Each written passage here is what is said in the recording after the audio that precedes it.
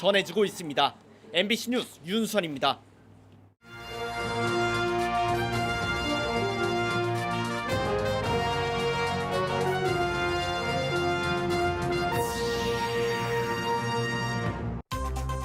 충청북도 자치경찰위원회가 출범해 7월 자치경찰제 시행을 위한 본격적인 준비에 들어갔습니다.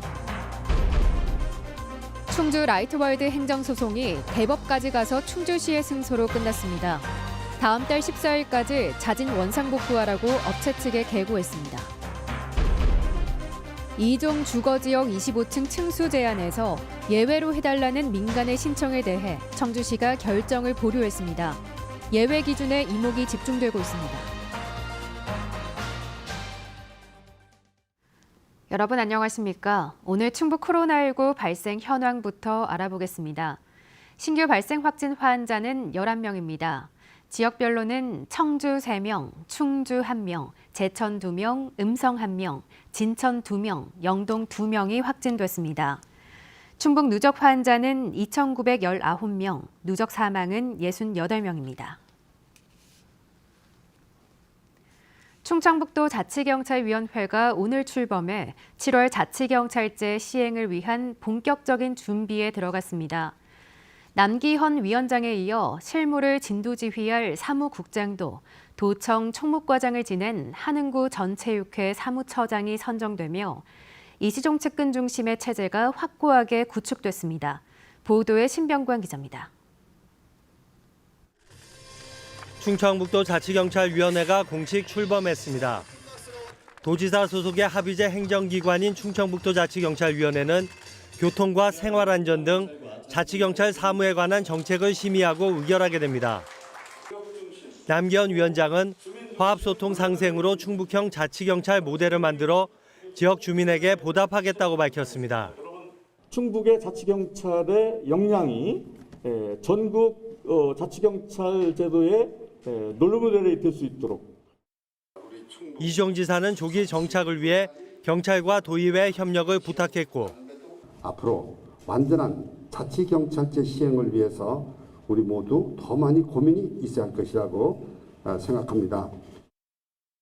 이명환 충북경찰청장은 지원 약속으로 화답했습니다. 충북자치경찰뿐만 아니라 충북경찰 전체가 우리 도민을 위해서 진정한 주민의 자치경찰이 될 수 있도록 혼신을 다해서 노력을 하겠습니다. 충청북도 자치경찰위원회는 출범식이 끝난 뒤 첫 회의를 갖고 사무국장에 한흥구 전 체육회 사무처장을 선정했습니다. 이시종 지사 측근인 남기현 위원장, 한흥구 사무국장 투톱으로 위원회가 짜여지며 도 주도의 체계는 더욱 확고하게 구축됐습니다. 당장 자치경찰 복지 혜택 등 여전히 교통정리가 필요한 사항부터 이시종 지사의 의중은 강하게 작용할 것으로 예측됩니다. 관련 법이 국회를 통과하고 충청북도 자치경찰위원회가 출범하기까지 5개월 정도가 걸렸습니다. 이제 7월 자치경찰제 본격 시행을 한 달여 남겨놓고 있는데요. 위원회 출범까지의 산고만큼이나 앞으로 해결해야 할 과제도 산적해 있습니다. MBC 뉴스 신병관입니다. 영동의 실내 골프 연습장에서 시작된 집단 감염이 연쇄 확산하고 있습니다. 지난 25일 최초 확진 판정을 받았던 60대 배우자 등 가족 2명이 어제와 오늘 잇따라 확진됐고 또 다른 확진자의 지인도 추가 양성 판정을 받았습니다. 영동구는 추가 접촉자 전수검사를 위해 영동체육관에 선별진료소를 다시 차렸습니다. 박세복 영동군수는 사흘 만에 다시 긴급 브리핑을 자청해 다중이용시설 출입과 대면 접촉을 피해달라고 호소했습니다. 빛 테마파크로 야심차게 출발한 충주 라이트월드가 결국 막을 내리게 됐습니다. 업체 측이 제기한 행정소송에 대법원까지 기각 판결을 내리면서 충주시의 최종 승리로 돌아갔는데요. 라이트월드가 철거되면 세계무술공원도 새 모습으로 시민들에게 돌아올 전망입니다. 이지영 기자입니다.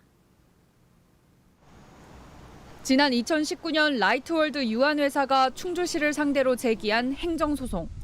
사용료 체납, 불법 전대 등을 이유로 세계무술공원에서 더 이상 장사하지 말라며 충주시가 허가를 취소하자 소송으로 대응한 겁니다. 1심과 2심 모두 결과는 라이트월드의 패소. 상고심까지 법정 다툼이 이어졌지만 최종 승리자는 충주시가 됐습니다. 대법원은 사건 기록과 원심 판결을 대조해 살펴봤으나 주장을 받아들일 수 없다며 기각했습니다.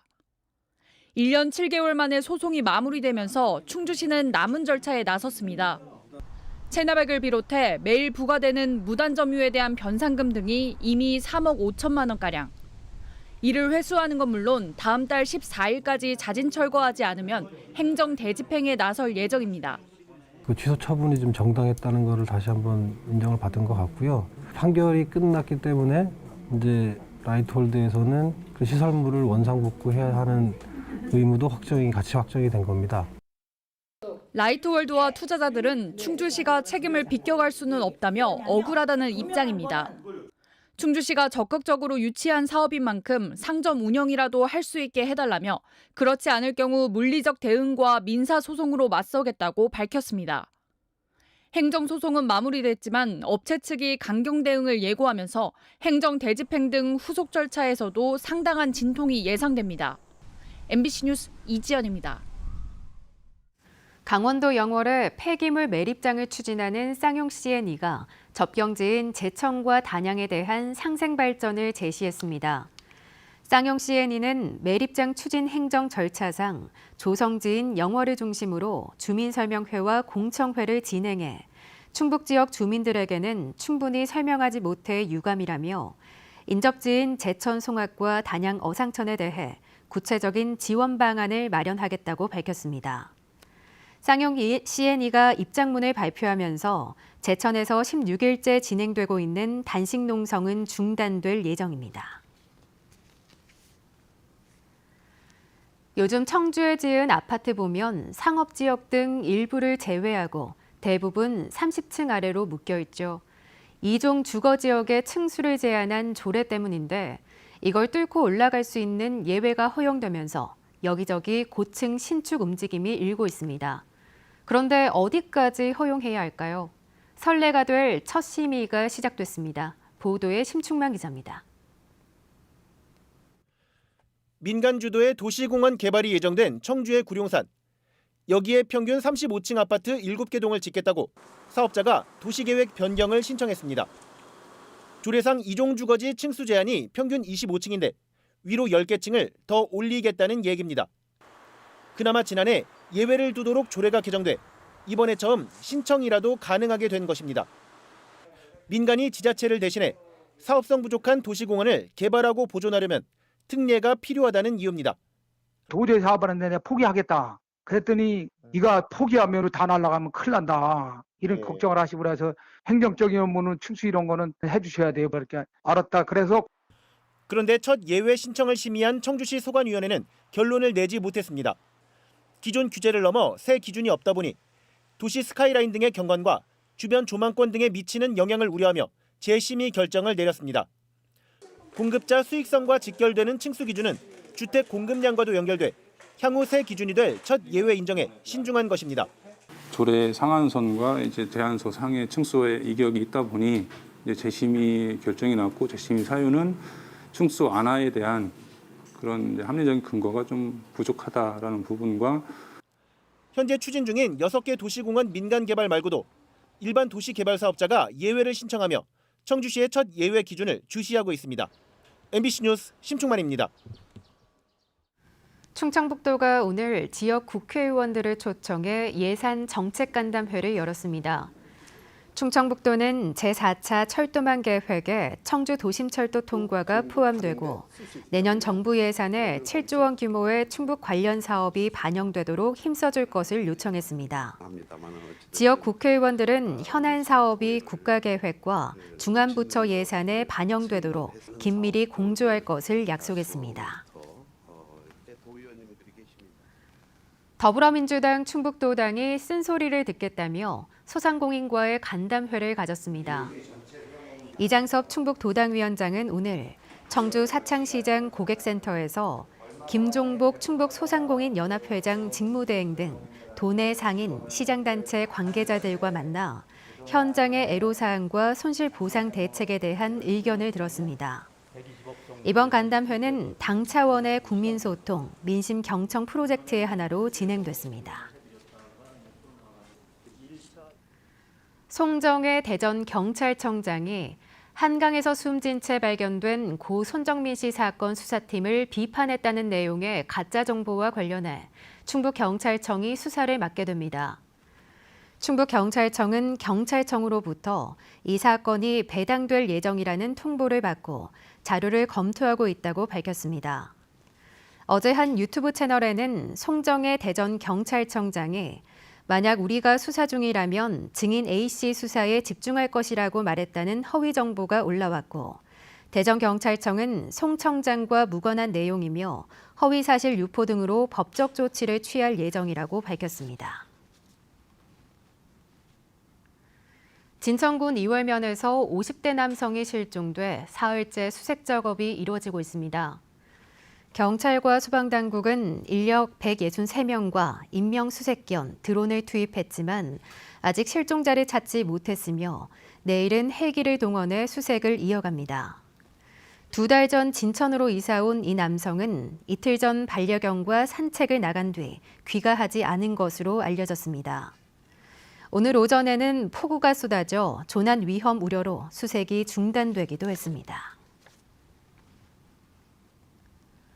오늘 오전 도내 전역에 천둥, 번개와 돌풍, 우박까지 동반한 강한 비가 내렸습니다.